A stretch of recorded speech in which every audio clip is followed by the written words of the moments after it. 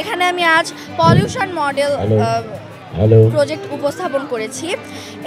এই প্রজেক্টে আমি বোঝাতে চেয়েছি যে কিভাবে আমরা দৈনন্দিন জীবনে বিভিন্ন ধরনের দূষণ সৃষ্টি করে থাকি এবং এটার বিকল্পে আমরা কি কি করে দূষণ কমাতে পারি। তো এখানে প্রথম অংশে দেখুন, কারখানার কালো ধোঁয়া যা বায়ু দূষিত করে। আমরা শ্বাস নিই কিন্তু বাতাসে বিষ, তার ফলে আমাদের ফুসফুসে অনেক ধরনের রোগ দেখা দেয় বায়ু দূষণের ফলে। এবং এটার একটা সমাধান আছে, তা হলো বেশি বেশি গাছ লাগাও, কারখানায় ব্যবহার কমাও, পরিবেশ বাঁচাও।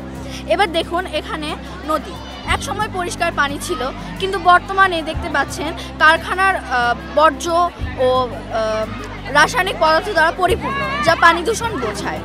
পানি দূষণ রোধে আমরা একটাই কাজ করতে পারি, তা হলো প্লাস্টিক বা রাসায়নিক পদার্থকে না বলি, পানি দূষণ রোধ করি।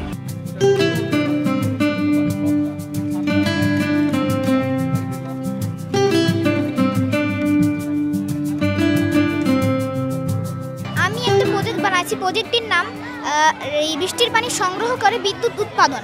আমাদের দেশে আমরা সাধারণত জেনে থাকি যে অনেক বৃষ্টিপাত হয় বর্ষাকালে। ওই বৃষ্টিপাত হওয়ার কারণে প্রত্যেকটা বাড়ির ছাদের উপরে অনেক পানি জমা হয়। এই জমা হওয়ার কারণে পানিগুলো অপচয় হয়। আর পৃথিবীর 7% মধ্যে প্রায় 4% প্রায় পানি। ভবিষ্যতে আমাদের এই পানির অভাব দেখা দিতে পারে, তাই আমরা করতে পারি, আমরা একটা ছোট ট্যাঙ্কির মধ্যে পানিগুলো স্টোর করতে পারি। স্টোর করার মাধ্যমে আমরা ওই পানিগুলা আরেকটা হারভেস্টিং ট্যাঙ্কে দিতে পারি। ট্যাঙ্কে দেওয়ার পরে আমরা পাইপের মাধ্যমে প্রেসার দিয়ে টারবাইনটাকে ঘোরানোর পরে আমরা টারবাইনটির মধ্যে যে মোটরটা ঘুরছে ওইটার মাধ্যমে যে জেনারেটিং বিদ্যুৎটা হচ্ছে ওটা আমরা পাওয়ার হাউস বা কোনো ব্যাটারিতে স্টোর করতে পারি। স্টোর করার মাধ্যমে ওখানে অনেক বিদ্যুৎ উৎপাদন তৈরি হচ্ছে। তৈরি হওয়ার পর আমরা ওটাতে বিভিন্ন কাজ করতে পারি, যেমন লাইট জ্বালানো, ফ্যান জ্বালানো।